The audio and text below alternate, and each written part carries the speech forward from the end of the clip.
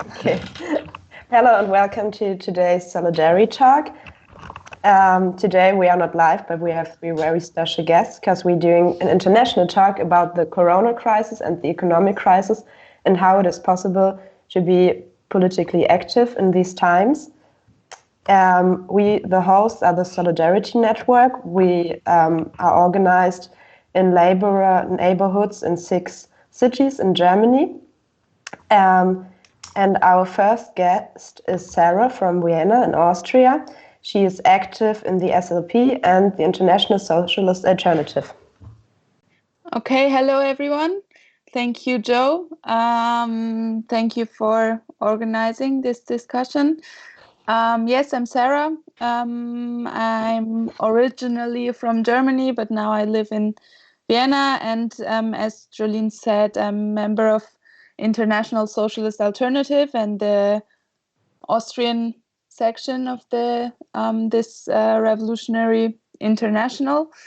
Yes, and I work in a youth center and as a social worker there.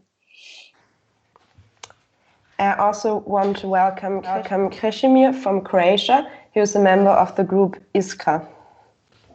Hello, everybody. Yes, I'm a member of the socialist collective Iskra from Zagreb.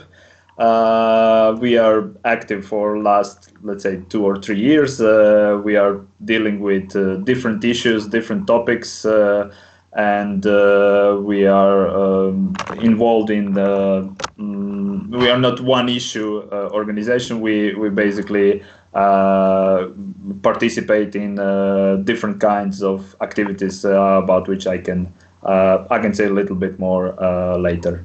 And thank you very much for the invitation in this discussion. Yeah, we're happy that you're here, and we're also happy that Jacoub could join us, a member of the committee Autonomous Inhabitants of Barona in Milan, Italy.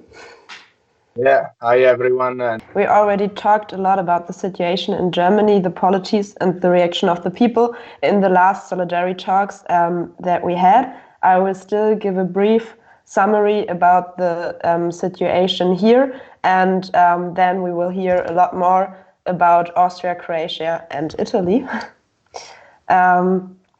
Since the public life had been shut down about a month ago, a lot of people here lost their jobs or have been put into short-time labor, so they earn a lot less money than before. Especially people working in the gastronomy or the leisure sector and freelancers are in a precarious situation. And there's help from the state, but not for everyone. For example, students like me don't receive any money to get through the crisis. Yes, since Monday, most shops opened again, and you can see very long waiting lines in front of the shops, which is very contradicting to the fact that you're only allowed to meet with one person outside, with distance, of course. That doesn't count for big waiting lines in front of shops and shopping purposes. Mm-hmm. There have been protests of school students because they're forced to do their final exams, but not online. But they need to be present in school to write the exams, which might be really dangerous for people at risk. Yes, and the protests haven't been heard, or they have been ignored. And yes, the final exams are starting. That is also new. And a lot of cities now have the obligation to wear face masks in public transportations. But there's a huge lack of sufficient masks for the people, and especially for medical facilities and supermarkets. So the medical staff is complaining about enormous workload and the lack of possibilities to protect themselves and also the patients. But the situation did not change a lot during the last few weeks. So this is still a huge issue, and people are getting infected in the hospitals. people have not been infected before. Yes, factories and storages are still open, and they have been the whole time. People there work without implementations for the health protection. And as you know, in factories and storages, there work a lot of people at the same place, up to a few hundred. And yes, our basic rights are threatened every day. Small demonstrations where people really keep distance and wear face masks are cancelled. The activists have to pay fines or face other forms of repression. We all know these forms of repression. Even just two people holding up a banner to express their opinion, which is not even a demonstration, might have experienced these forms of repression here. Yes, so this is a few summary of what is happening here. And now I'd really like to know how the situation in Austria is. We heard that over 200,000 people lost their jobs during the last few weeks, which is really enormous. Maybe Sarah can tell us a bit more.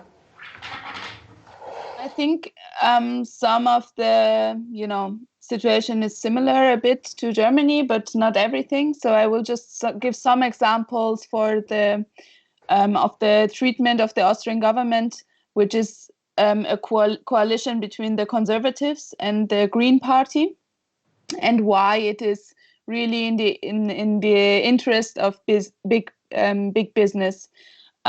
So as Joe said, for example, we will now have the situation that they will open the shops again, but the very, very hard curfews are still there. So you basically are allowed to go out to work or to go shopping. So this is like the crazy situation. So the government decided on very strict restrictions in terms of, public life and curfew. So you aren't allowed to go out with other people, only alone or with people from your household. And only, as I said, for, to go shopping or to go to work. So the fines are very high. I work in a youth center, and I look after, children from mostly migrant and poor families, and they get a lot of fines from the police and very hard, punishment. And also, of course, this isolation, closed schools, etc., has led to more violence in the families, violence against women, of course. Poor and working class children are completely left behind. They struggle with mental health issues, etc. So it's actually a dramatic situation. The first measures taken from the government, I think this is striking, were demonstration and protest bans, which was part of, a ban on bigger events, etc. But at the same time, like in Germany, workers have to continue working in most cases. Employers are completely free to decide if they send their workers into home office or not, if they implement safety measures or not, social distancing measures or not. So every measure, also like very small ones, like mask obligations, for example, really ends when it comes to the workplaces. And really the employers are and the companies are not controlled in any way. I think another important example for how profits are put is Iskra, this ski resort. I don't know if you heard about that. So Iskra was, this place was a hotspot actually for the spread of corona in whole of Europe. And I think now it's clear that 56% of the cases in Austria go back to this place. And they knew about the first cases there in the beginning of March, or even before, I think. but they waited more than 2 weeks to react and to close, skiing lifts and hotels and so on. And you must know that the ski industry is massive. The profits are massive. So also corruption plays a big role. So it is very clear that here, profits of the tourism industry, the ski industry, were put first. And yes, as you said, the economic crisis is here right now. Over 600,000 workers have lost their jobs due to the Corona crisis. This is the highest unemployment since the Second World War. Yes, and at the same time, although compared to other countries, to Italy or to Germany also, the healthcare does work quite okay. But of course, also here cuts and health in the healthcare and social sector have led to problems and to shortages. And yes, so that's very briefly the situation.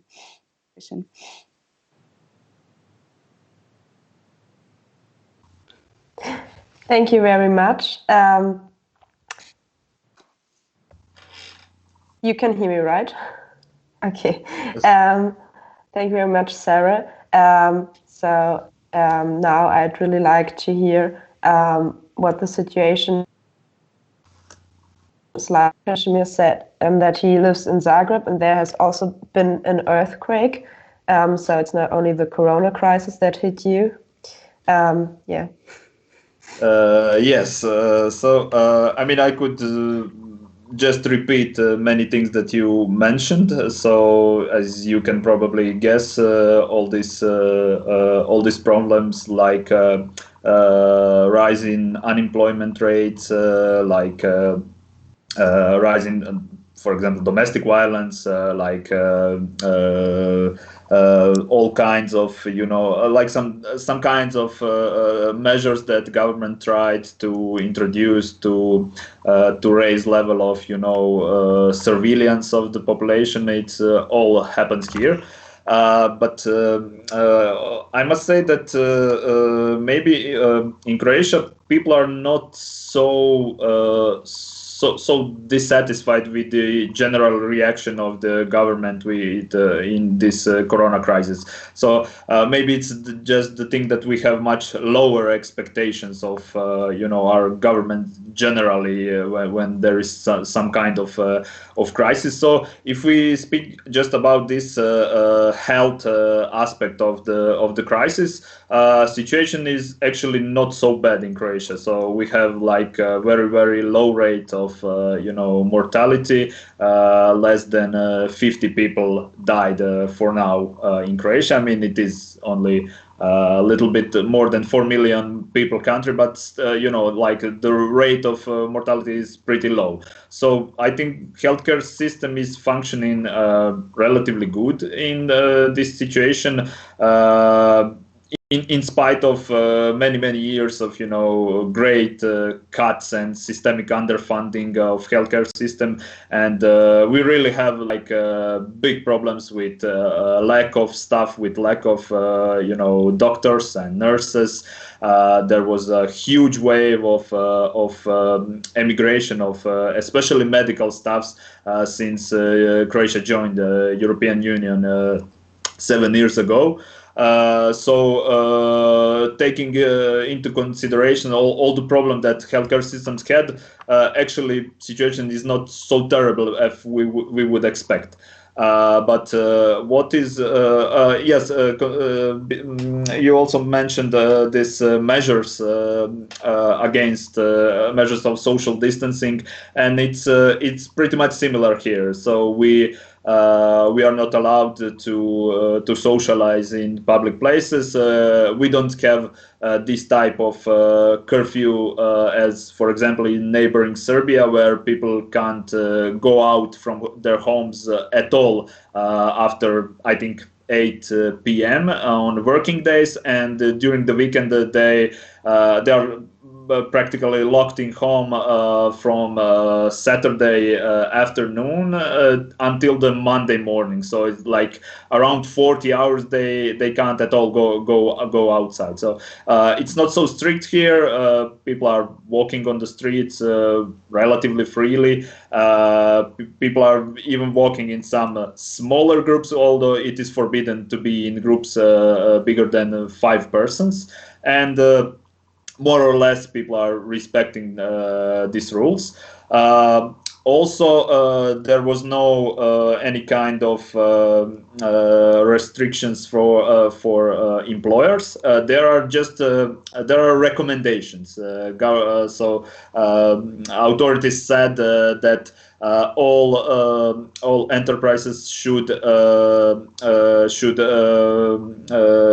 make conditions of work to fit into this social distancing measures. So people can go to work, but they have to keep distance at least 2 meters in closed spaces. But actually, the government there is no control. Is it happening or not?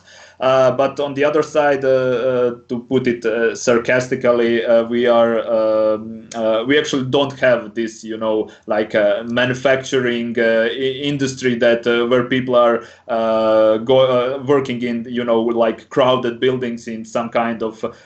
We are like really only tourist country which was completely deindustrialized in the last 30 years. So maybe that's not so big problem as it is in your countries, where people are, like going to some factory and then work there with 1,000 colleagues in conditions where it's not possible to keep these social distancing measures in place. But what is okay, I can just mention this one most problematic example of measures of surveillance that was attempted to introduce. Government wanted to vote some law that would allow to trace people's mobile phones, to control people who have this measure of self-isolation. There are people who are contacts of some people who are infected with coronavirus and who are not yet positive on disease, but who could become positive. So they are in some kind of self-isolation. Or people who were working abroad, for example, in Italy and Austria, and come back, they have to be in self-isolation for 2 weeks. So it was some kind of excuse to control people who are in self-isolation, to introduce law who would have we don't know what kind of consequences in the longer term. But for now there was strong reactions from the public, and for now I think they gave up of that idea. But the most problematic thing in all this situation is the way in which government reacted to economic crisis that is started to unraveling in Croatia. They basically decided to give a huge subsidies to employers to prevent further rising of unemployment levels. So to put it shortly, they gave billions of kunas, or maybe okay, it doesn't matter exact number, but they gave pretty huge amount of money for our public budget to the employers without any kind of control how that money will be spent. It's explained as measure which should prevent employers to lay off the workers, but there is no any kind of control. That measure was voted without any kind of consultation with workers' unions. They made it basically in accordance with through discussions with employers, unions, and so that's I think the most worrying sign of what will happen in next months and how will government handle the economic crisis. Sorry if I was a little bit too long. Okay, thank you very much. I'd also like to hear about the situation in Italy, and afterwards we will all have the possibility to ask questions to one another. Yes. Okay, Jacoub, please tell us what's it like in Italy now?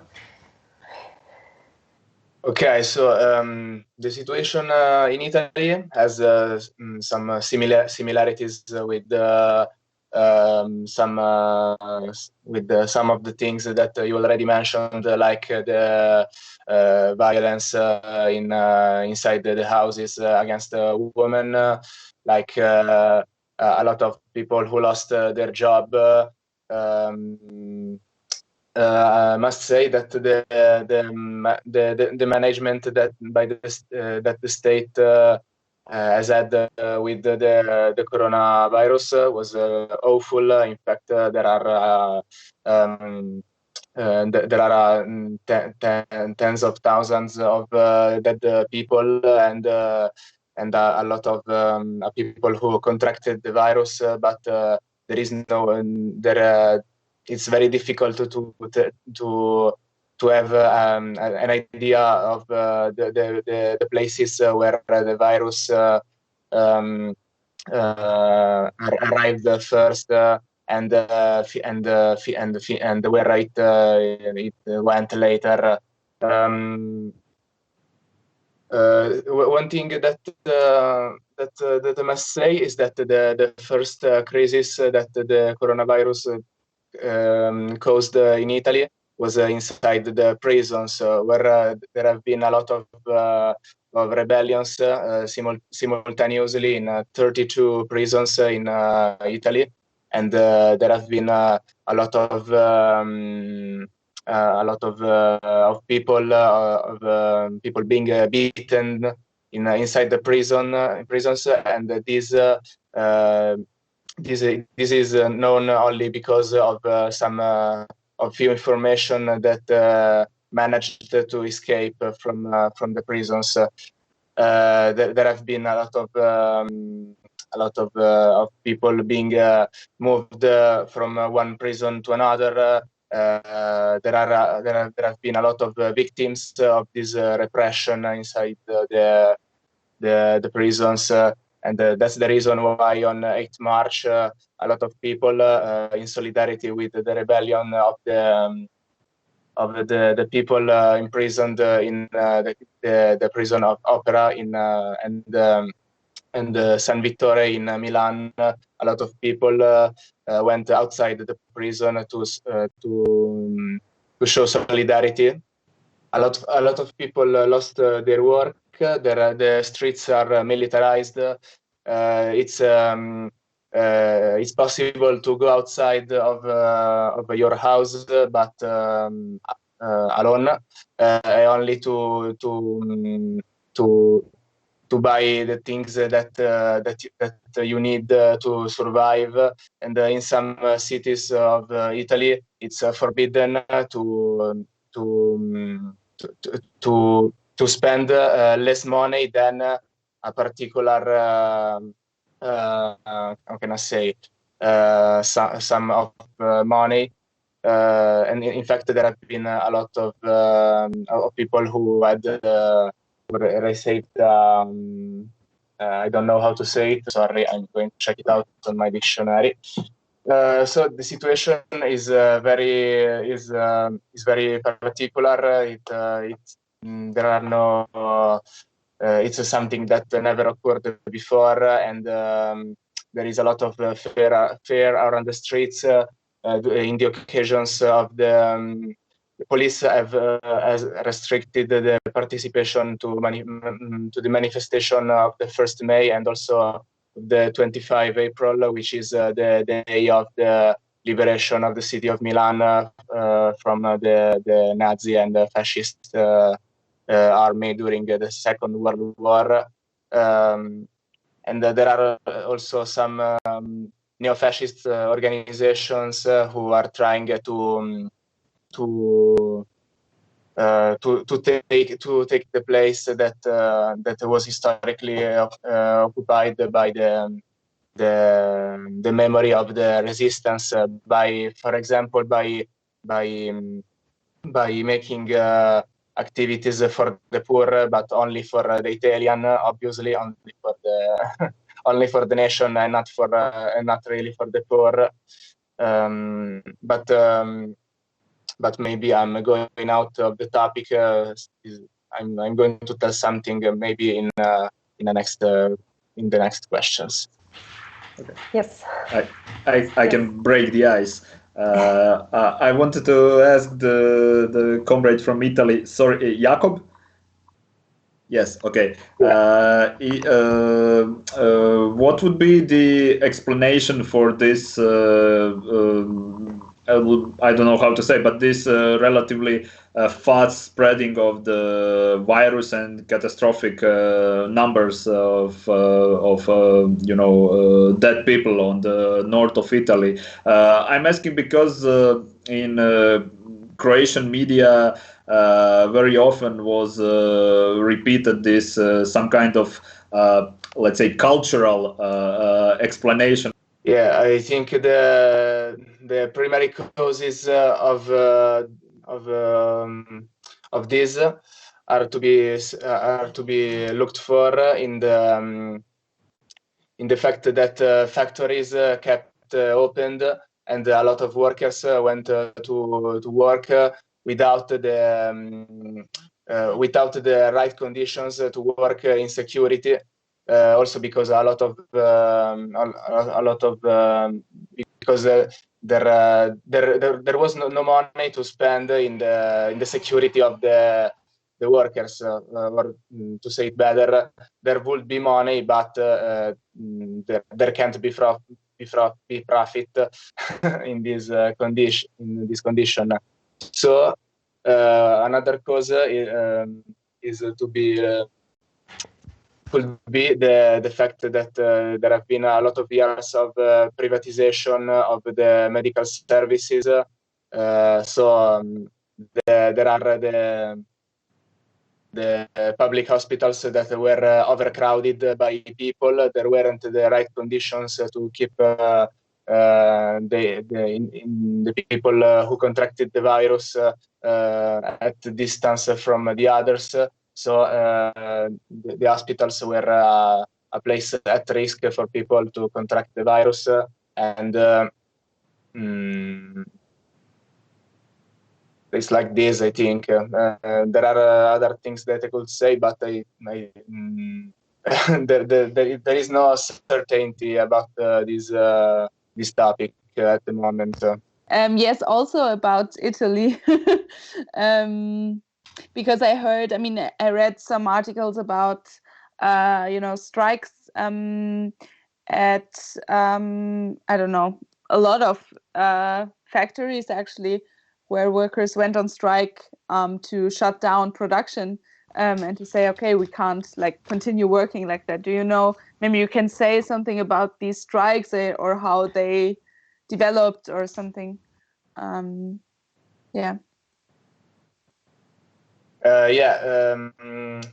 the beginning, the primary trade unions tried to organize to organize in order to make the workers stay at home or work in the right conditions, but it has been every category of workers worked alone on his terrain in order to gain better conditions of work or to have the possibility to stay at home. And in this week, a lot of workers restarted to go to work, and a lot of factories reopened, but there is a public debate about this because there are not there are not the conditions to do it in security, in a safe way. As I said, we are part of an international, so every activity we do is not, I mean, it's, of course, it's not isolated in one country. So we fight like everywhere for a socialist society, a socialist economy, and so on. And for us was, I mean, when the crisis came up, the central point was always that right now we want to raise, the central role of the working class in this Corona crisis. I think it already became clear that the capitalist system doesn't work at all, and also what kind of jobs are essential and who runs economy. So we try to find ways to build real struggle, because this is in the end what is needed. Of course, for a short time we needed to switch to more, online campaigns, online protests, etc. Videos. We started this campaign here in Austria, but also in other countries like in Ireland. It's some kind of workers speak out. So a Facebook page and a Facebook group. We called it #NothingWorks without us, and with that we wanted workers from different sectors to speak out about their situation, about their working conditions under COVID-19. But it is clear that sooner or later we have to, or we will start again our real life political activities, of course, with the necessary safety conditions, and we will use the 1st of May for that, and to go out, use different forms of protests, with social distancing and so on. We saw that in many cities and countries already. Yes, and our main focus right now, also politically, is the social and healthcare sector, because we had strikes going on here this year, strikes for the reduction of working hours down to 35 hours. Also myself at my workplace, we went on strike. And for Austria, it was very impressive, very determined strikes. Unfortunately, the trade union leadership came to a very bad agreement with the bosses a few weeks ago, also arguing with coronavirus and saying, we have this feeling of national unity and you can't go on strike now. But also other workers in the social sector, people who look after refugees, disability care workers, etc., etc. So we are campaigning to organize them more, and we need, of course, less working hours, more staff, and also higher wages. While Sarah was talking, there was one protest happening right here. I could see it. It's people are protesting in Zagreb against the city measure, and they are doing it in a way that they go to the balconies and make noises with their pots or whistles or something like that. And it started, actually, okay, it's a little bit longer story. I will not go into that. There were protests against the mayor before Corona crisis, but now it's people got more angry after this earthquake. I didn't said actually anything about that, but it's after the earthquake. several thousands of people, several thousands of flats became, uninhabitable. People had to leave them, and the solution which was found was that students from students' dorm were put out of their dorms. They were sent back home. There are thousands and thousands of empty hotels, flats. Now when there is no tourism, nobody is coming here, and it wasn't any problem, to put now temporarily homeless people, to that kind of accommodation, but it was easier, just to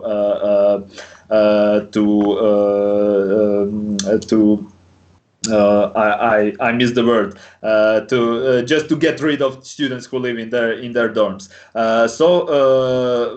The second problem is that it passed already more than a month since the earthquake happened, and nothing is going on to fix the situation. The reconstruction of the homes didn't start because there are conflicts between city authorities and the national authorities, because it's basically the situation who will take the opportunity to get rich himself through this process of reconstruction, because it will be very, very big constructing project. Many buildings in the city center will be just destroyed, and there will be built anew. So there is a big amount of money that is currently in this situation could be earned, so they just can't make a deal that will be acceptable to everybody, and people are suffering because nothing is going on. People are living in their or with some family or in that student dorms, but reconstruction is not going on still. So people started to every Friday protest in this way, like at 7 o'clock in the evening they go to balconies and making noises, and actually last week it was pretty impressive in some parts of town. It was really noisy. It looked good. It was effective, and maybe one way, to find one way to protest in this kind of situation. We, as organization, I must say, feel pretty paralyzed right now, because it's not just these measures of social distancing, but also our place where we had our meetings was damaged in the earthquake, so we basically don't have any place, even if there will be some changes with these measures next month. So we don't have a place to meet currently, and we were used to function in a way that we don't do anything online. We don't discuss online. We don't make decisions online, and it was like some kind of principle that we agreed on the beginning, but now it showed itself extremely, it has extremely paralyzing effect on our activities. So for now, all that we succeeded was, just to make a few comments on current situation, on the way that government is handling economic situation, and to put it on our Facebook. We also plan. At least I will. I hope that we will have the resources to deal with it, but we also plan to focus this problem that Sarah mentioned with public sector. It's not just it's actually in Croatia employers see this situation as opportunity to force more cuts in public sector. They are organizing themselves, and they are already put some demands on government to that they had to lay off the so-called surplus worker in public sector, that they had to lower taxes, and this the same story that you can probably listen all over the Europe since the last crisis of 2008. So I think it will be very, very important, to try to just defend public sector in this situation, because I think that there will be huge offensive of business sector to cut wages and cut employment in public sector. Okay. Thank you. We already heard that there have been protests in solidarity with the prisoners in Italy, and also strikes. Is there any other form of resistance you think is worth mentioning? In Italy, there are some way of protest, like going out in the balconies to expose political messages in solidarity with the people in the prisons, or people involved in the war in Syria, for example, or against fascism in the occasion of the 25 April. But there are also ways of protesting online on the internet, like mail bombing against the institutions in order to ask for better ways of making laws. Maybe there is not a better way to make laws, but this is not the topic. What I wanted to say is that the difficult of the present is to rethink a way of protest in public. In the last days, there have been a street demonstration in the city of Turin, where some days before, on 19 April, some people tried to protest in the occasion of a police check on some people who seem to have stolen something from an old man. This man called the police. The police arrived, and then they stopped, made this control with violence. So the police in the street tried to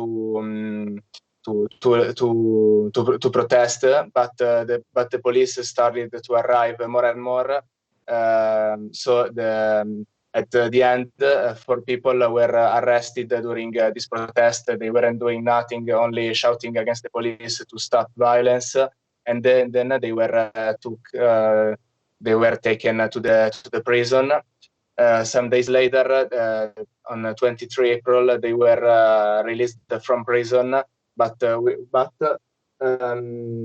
they received, and so they received a lot of solidarity from the balconies, but the police arrived and made the charges against the demonstration, and other people were arrested and later released.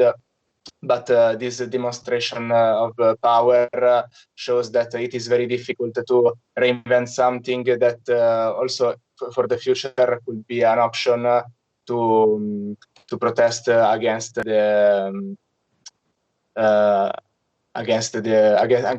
politics of the government. The question I ask myself is why reopen the factories, but not permitting people to protest. It's contradictory. I mean, okay, that's all I think. It's kind of an awakening day for the left-wing activists here. because no one can really imagine having a 1st May without going onto the streets and reclaiming the streets for the protest. What are the plans in Croatia and Italy for the 1st of May? Well, I will be very short because there is no plans. Traditionally, these main union organizations are have some, march for the 1st of May, but this year they are not organizing anything, and so other groups, as for example our groups, we are just too small and too weak to organize some kind of protest in the streets. Most that we could do is to write something and maybe do some leaflets and distribute it, but any kind of bigger protest will not happen, unfortunately, in Croatia, and it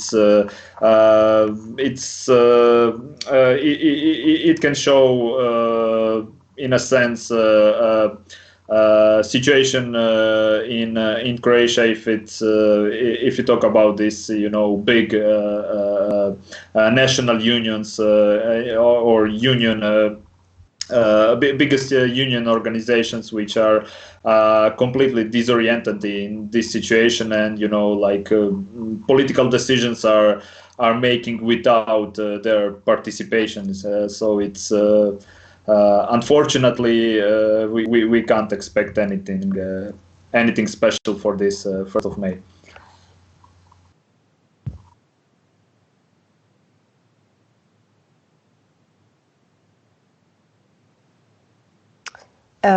What are the plans for the 1st of May in Italy? Do you have any plans? Any plans? Also here there are not a lot of plans because of the restrictions. But there's also the fact that the 1st of May in Italy, or at least in the city of Milan, is problematic since 2015, since when there was the Expo 2015, excuse me, where the manifestation was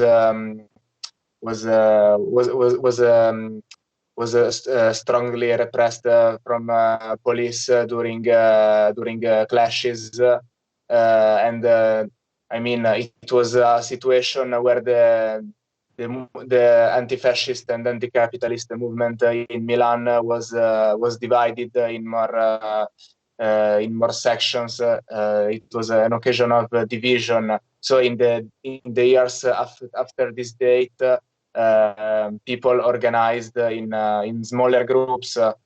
For example, as a committee of inhabitants of Barona, we have participated to manifestations with the how can I say, Rete Sud, which is a group of collectives in the south of Milan. So a kind of territorial way of fight, of making politics from below. But it's difficult to create a larger way to make people go together and fight for the 1st of May. We fight for, of course, or we should fight, of course, for short-term measures, like, right now, massive testing, massive investment in masks, gloves, etc. Immediately more healthcare workers, immediately higher wages for nurses, etc. But also, I think this is a wider political struggle. So we want For example, our position is that we want the expropriation of big companies, the conversion of production to what is really needed. One key aspect for me is who controls production, who decides on measures, who decides, for example, when schools should be reopened. And we think workers should decide, teachers and students should decide when schools should be reopened. And I think the big question in the next period will be who will pay for this crisis? Will the working class pay for this crisis? Or do we fight to make the rich pay through struggle, strikes up to, general strikes. And I think now is the time to tell people that they must get organized right now. We use this mood of solidarity, which is everywhere. And I think real struggle is needed. There are a lot of international examples. I mean, we have comrades in the US, for example, who helped to organize rent strikes. There, in a lot of countries, we saw big protests of supermarket workers, Amazon workers, delivery workers going on strike. So I think in some cases, also here in Austria, still there's this national unity feeling. You said that also about Croatia, that there is one of the maybe worst effects of this corona crisis for now is this artificial creation of national unity, and there is some kind of rise in popularity of our government, of our prime minister, healthcare minister. It's just because people see, how many people died. I don't know, in Italy, in Spain, they say, oh, they are handling situation good. This is we are lucky that we have them. But I just wanted maybe to put accent on one more important aspect for us here, and that's this fact that things looks a little bit different and worse from European periphery, and from the country like Croatia, not just because of that we are a relatively poorer country, but because of our structure of economy. Croatia is like I said earlier, Croatia is completely devastated as an industrial country, and it's almost completely dependent on the tourist sector, and it's more than 20% of our GDP is makes tourism. So it's really terrible numbers, because it's much more than even Spain or Greece, like these well-known tourist destinations. And with this corona crisis, and with the fact that there will be no tourist season, we will have like huge losses in public budgets. This crisis will definitely hit harder Croatia than some core European country, in the same way as it was after the 2008. It's another thing is that Croatia controlled its problems with unemployment in the last couple of years with just sending workers abroad.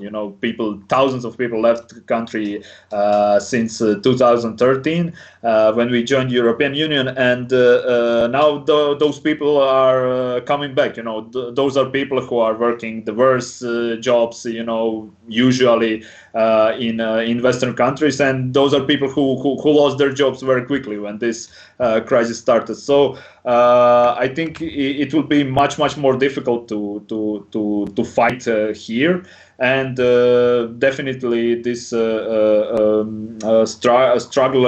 I think the crucial aspect of struggle will be to try to defend,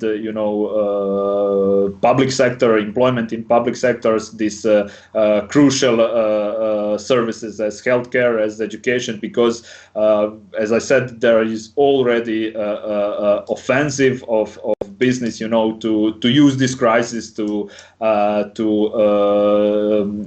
force government to more cuts in public sector.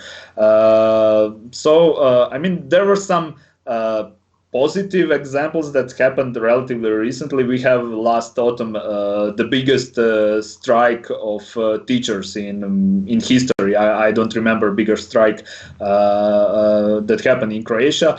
But it was interesting that that strike was it lasted for 40 days, and it was relatively successful in the end, because actually ordinary union members, ordinary teachers were very, very, very militant during the strike, and they forced leadership, to continue strike. And it's the biggest problem right now, when you can't do any protests on the streets, or you can't do any kind of strike, is that union leaderships are actually very passive. They are very in this, social dialogue mode, and they are actually they are allowing government, to do to solve crisis in a way that will suits more capital than workers.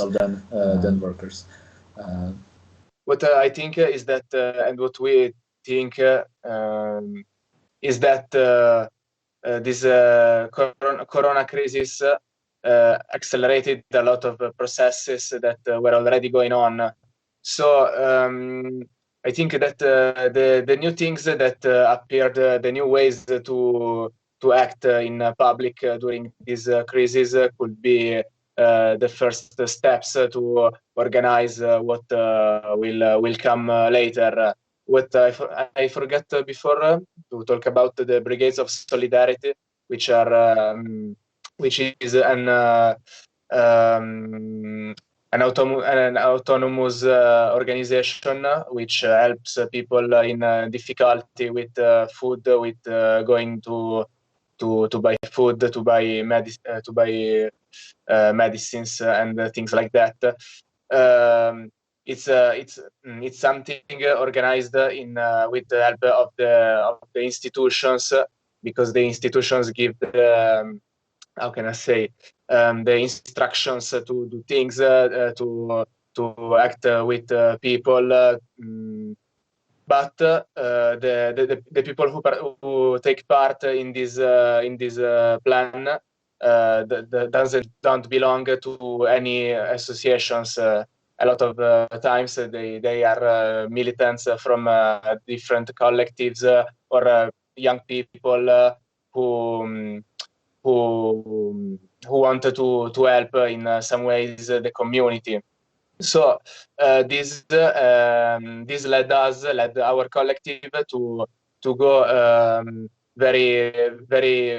to come nearer to people which didn't know very well our political work in our territory, and convinced a lot of people of the how can I say of the fact that creating community is a good thing, and that a lot of things that are said that are reported by newspapers and the politicians are false. It's fright air. How can I say?